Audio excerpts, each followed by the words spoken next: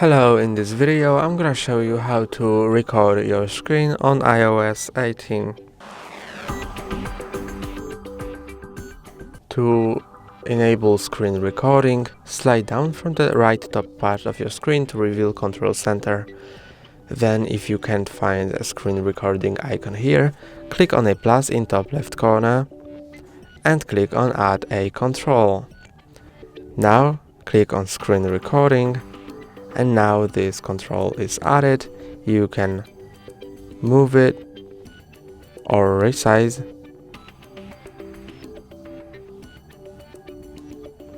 And then if you're done, click anywhere on the screen and enable screen recording. Now when you go out of the control center, you can start screen recording. Then to stop, click on this hour in top left corner with a red background and click on stop. Then when you go to gallery, you can find your screen recording.